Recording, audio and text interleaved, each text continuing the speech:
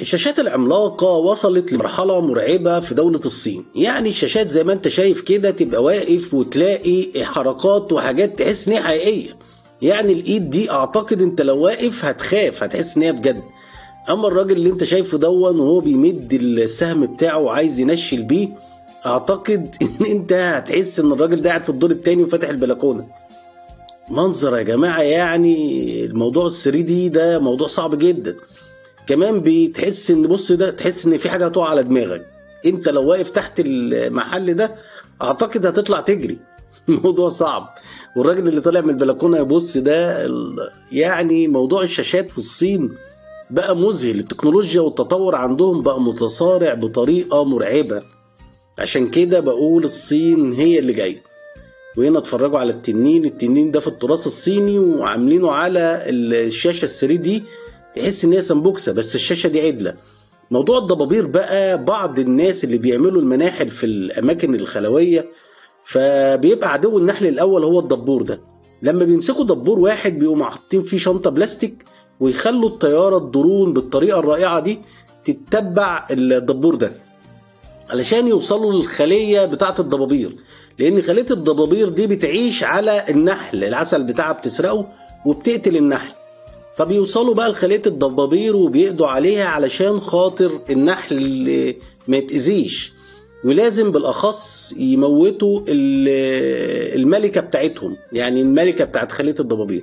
أما المشهد الجميل دون بين واحدة ست مربية قردة وبنتها، فبتعامل القردة زي بنتها زي ما انتم شايفين، وبتقول للقردة اقفي، فالقردة بتسمع الكلام وخايفة زي ما انتم شايفين كده، والبنت واقفة جنبيها بتقول لها، فبيفهمين بعض الاتنين. سبحان الله. بص القردة بتبص لها ازاي، كائن ذكي جدا. بص بتقول لها يلا يلا روحي لها، بتقول لها لا هتضربنا هتضربنا. سبحان الله. بص القردة لا لا لا لا لا لا لا لا، بص هي شايفاني.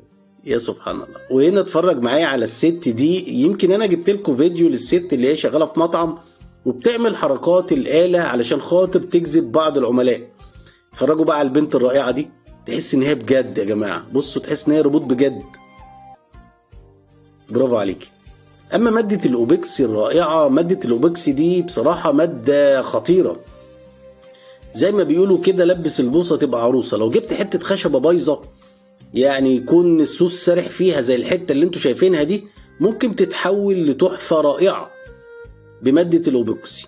يعني بيجيبوا مادة الاوبكسي ويقوموا صبينها في النص كده وبتعمل منظر رائع. وبيجيب حاجة كده يعني زي لعبة كده على شكل سمكة قرش او حوت ويحطها في النص ويثبتها بسلكة. وبعد كده اما المادة بتنشف ويجي يلمع بقى، اتفرج على الروعة والجمال بعد التلميع. هتحس ان الحوت او سمكة القرش دي ماشية في المية، وتحس ان الموضوع ثلاثي الابعاد لان حقيقة جواها في سمكة. بصوا المنظر بعد التلميع بقى بتبقى تحفة بصراحة. في ناس بقى بتعملها ترابيزة، في ناس تعملها يعني برواز، زي ما انت عايز بقى تعملها. ده اعتقد الراجل ده هيعملها ترابيزة، وهتبقى ترابيزة شكلها حلو قوي. وبعد ما بيخلص بقى بيبتدي يجلخها بالمنظر دون.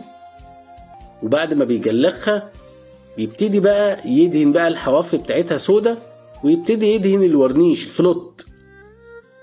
كلنا عارفين ان الخشب لما بياخد مادة الفلوت دي بيتغير شكله لشكل جميل كده. اهي دي مادة الفلوت اللي حطها وابتدى يلمع بقى. بصوا بعد التلميع بقى مادة الايبوكسي عملت ازاي، بتنور في الضلمة يا جماعة. فالموضوع بصراحة بقى تحفة فنية. يعني الراجل ده رائع بصراحة. بصوا المنظر بقى والجمال، تقعد تبص بقى للبتاعة دي حاجة جامدة جدا.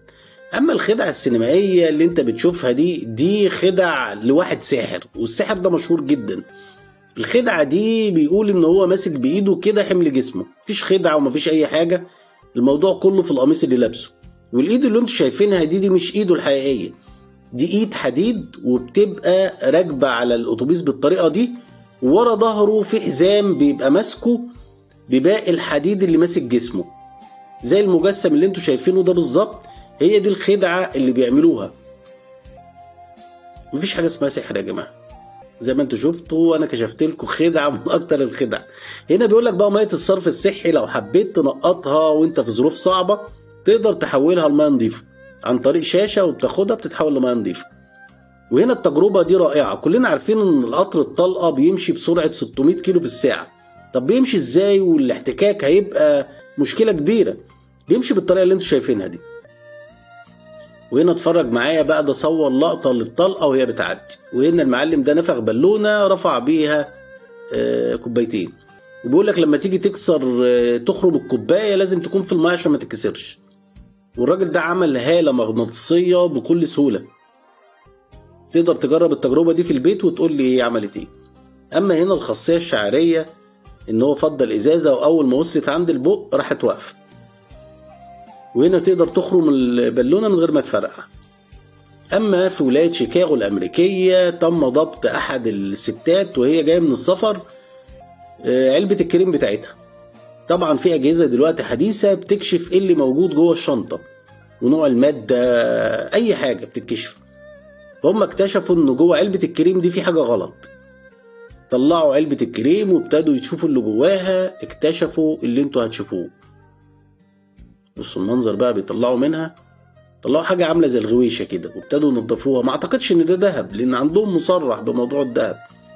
اعتقد ان الغويشة دي جواها حاجة هي مهرباها، مادة بقى مخدرة ولا حاجة، ممكن تكون حاجة بقى هم مهربينها يعني.